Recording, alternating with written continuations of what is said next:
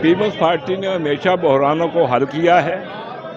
ملک ٹوٹ جائے، مشرقی پاکستان بنگلہ دیش بن جائے، ہر طرف مایوسیوں کے اندھیرے ہوں اور اس میں ذوالفقار علی بھٹو ایک آفتاب بن کے نکلتا ہے اور ان اندھیروں کو روشنیوں میں بدل دیتا ہے.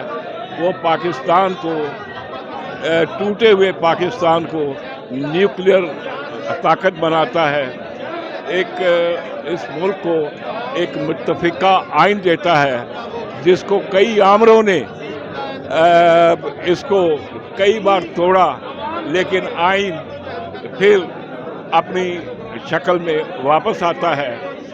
اور آصف علی زرداری صاحب نے تو 18ویں ترمیم کر کے اس آئین میں ضیاء الحق کا نام بھی موجود تھا، جو بھٹو کا مرڈرر ہے اور جس نے ججوں کے ساتھ مل کے بھٹو کا جوڈیشل مرڈر کروایا.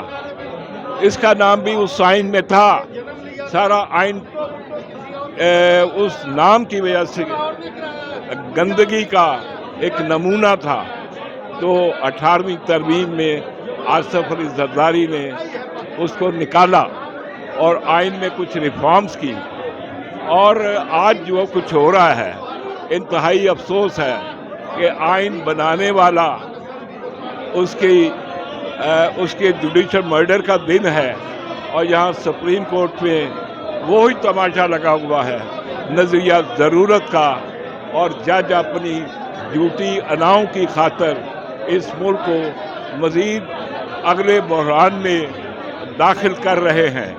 عدلیہ بحرانوں کو حل کرتی ہے، ریزالو کرتی ہے، لیکن ہمارے چیف جسٹس صاحب جن پہ یہ جو 3 رکنی بینچ ہے، اس پہ تمام پولیٹیکل پارٹیز نے عدم اعتماد کیا ہے، پارلیمان نے عدم اعتماد کیا ہے، اور موجودہ عوامی حکومت نے جو آئینی راستہ اختیار کر کے عدم اعتماد کے ذریعے اقتدار میں آئی تھی، ہر ایک نے بائیکاٹ کیا ہے اور کہا ہے کہ ہمیں اس بینچ پہ کوئی اعتماد نہیں ہے.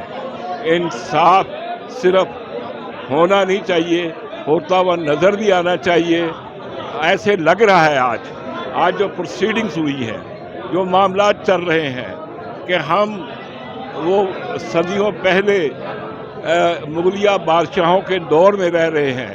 آج مغل اعظم اکبر بادشاہ کے دربار میں انارکلی کا مقدمہ سنا جا رہا تھا. اس ملک میں وہ آئین کا مقدمہ نہیں، جمہوریت کا مقدمہ نہیں.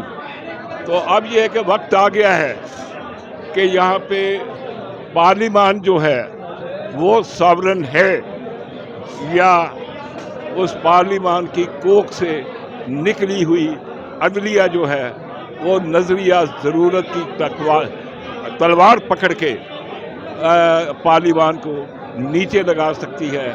اس ملک میں اب طے ہونا ہے، جمہوریت نے چلنا ہے، آئین کی بالادستی ہونی ہے، کہ یا یہ اس ملک کا نظام عدل جو ہے وہ چند بلکہ ایک چیف جسٹس کی انا کی بھینٹ چڑھے گا.